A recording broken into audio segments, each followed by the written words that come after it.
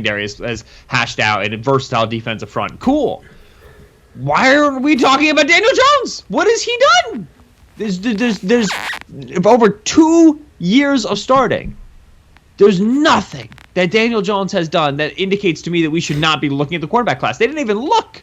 And so what's going to be the Giants' biggest regret? Well, man, if the Broncos had taken Justin Fields, maybe we'd be having a different conversation. But Fields was there, and they traded out of the pick. And I would not be surprised if in 2 or 3 years that looks astoundingly stupid, given what I've seen so far from Daniel Jones' career.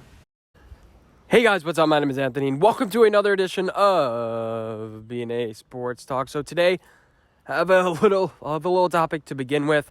I want to talk a little bit about the Giants and just a little bit of news because everyone's going to start coming out with their rankings. I'm going to come out with my quarterback rankings, and we're going to start ranking the quarterbacks and the running backs. We're not going to get that deep. I'm not going to. What's the difference between like the 24th and the 25th guy? I may just do like tiers or whatever. And plus, I don't really watch a whole bunch. I don't want to start watching all this like running back film. You know, I may just rank like the top guys, maybe do some like fantasy stuff. But I want to say that because Daniel Jones has been a very controversial figure. He's a great leader. You ask anybody, and they're like, this guy shows up. He works hard. He's the right leader for the Giants. He's silent. He doesn't get too high or too low. A lot like Eli Manning. When he throws an interception, obviously he's mad, but he doesn't show it, and he tries to learn as much as he can from it. And we all ragged on PFF in 2019 because we saw a pretty good quarterback who had made rookie mistakes, and PFF hammered him for it because of all, like, the turnover-worthy plays and, like, all the fumbles. And what people use that as a side note that in 2020, he, like, somewhat improved it. But, you know, when you have a narrative stuck to you, it's always going to stick.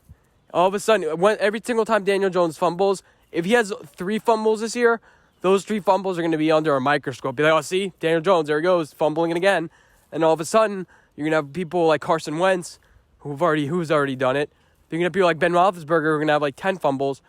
And you're going to say, oh, Daniel Jones obviously had more fumbles. So it's a narrative that's going to stick with Daniel Jones for a while, unless he becomes like an Aaron Rodgers type guy who protects the ball. You know, we never really seen a guy who's just all of a sudden had a renaissance and all of a sudden he's like a ball protector. Kind of saw that with Eli Manning towards the end of his career because he adapted from like throwing down the field and taking risks to more of like a West Coast style, getting used to that. And so with Daniel Jones, I was watching a podcast and they had him ranked 29th. One guy had him ranked 27th. The other guy had him ranked 30th. And the 29th ranked quarterback. You start seeing all these quarterbacks getting, named off. The Teddy Bridgewater who can't throw down fields and is inaccurate. You have the Jalen Hurts of the world who played 5 games, and I think he only won like one of them, and he was impressive against the Saints though. And all of a sudden he's better than Daniel Jones. And I'm just like, let's calm down a little. The Zach Wilson who hasn't played a snap in the NFL. Now I'm willing to say that Trevor Lawrence may be better than Daniel Jones after game like 5 or 6. You kind of project a little bit for this year. But Daniel Jones is a good quarterback, and I feel like a lot of people are just disrespecting him because of those preconceived narratives. They don't see the growth. They don't watch the games. And as Giants fans, we do that with other teams as well. We don't see the progressions. We just say, oh, Drew Lock sucks. That's kind of like a narrative. Maybe he doesn't. We don't really watch a bunch of games. We kind of just go with the narrative. Maybe he did improve towards the end of the season. Maybe there were a couple things. I don't really know that much. But from what I do hear, the things aren't good, that they have to dumb down the playbook. You see a couple red flags and that sort of thing.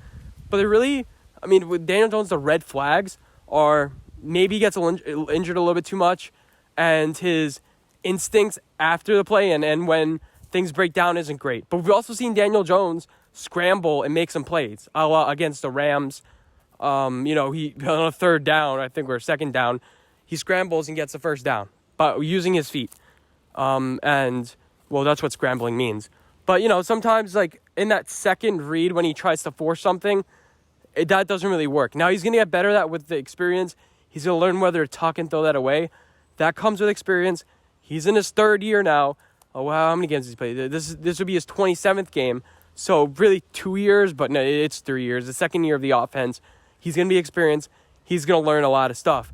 And what I basically made this video for is PFF ranked him number 20. And in 2019, they had him ranked like third. They had him ranked bad. This past year, he was ranked, I forgot, I made a video about it. He was ranked like 12th in the league as far as PFF grade completely. And Daniel Jones can be number 20 like they're projecting. It's still behind Ryan Fitzpatrick. Ryan Fitzpatrick was 19th. If he can be the 20th best quarterback, and I think that Ben Roethlisberger is actually going to be worse than Daniel Jones at the end of the year. If he can be top 20, this team's winning the division. Dak Prescott at 7. That's pretty good. I think he's closer to 9 or 10, especially coming off that injury. But if he could be that means we're winning the division. That's how good we need him to be. That's the answer. So look where PFF ranks the Giants in the division. Because if they have him at 20, they better have the Giants at least at 10 wins. And Daniel Jones, the thing we rag him on is like end of games. There were a bunch of times at the end of games where he could have brought us the lead. But he did. People say, oh, he can't do. He did that against the Buccaneers. He had us down against the Rams. Obviously the first game against the Buccaneers, which you kind of wonder, like, where's that magic again?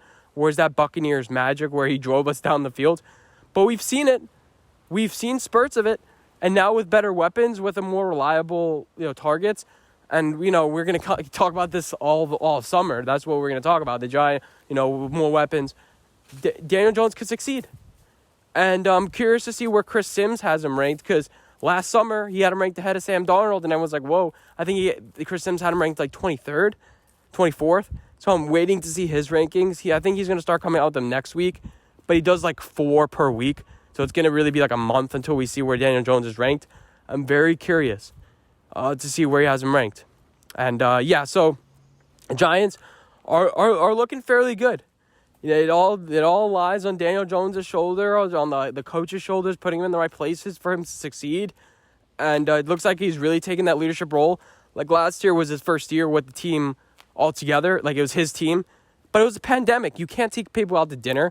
But he took people out to dinner that one time and he got in trouble for it. Now this year, you get to buy offensive lineman stuff. You get to have those team bonding experiences that you really didn't have to. And I think that's going to draw this team even closer together. I feel like that's something we really were missing last year. And, with PFF and that list, I'm just looking at it.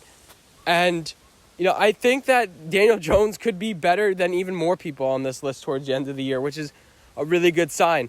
Kyler Murray, he's fragile as anything. I think Kyler Murray's more developed as far as like his head and has a little more athleticism in that way. By the end of the season, like Ryan Fitzpatrick, after week 6, he starts struggling. I mean, the dude's 38 years old. And he's going to be playing in the Northeast. I mean, he's a big, Rutherford guy. Then you also have, Baker Mayfield, who, is it just a one-year system?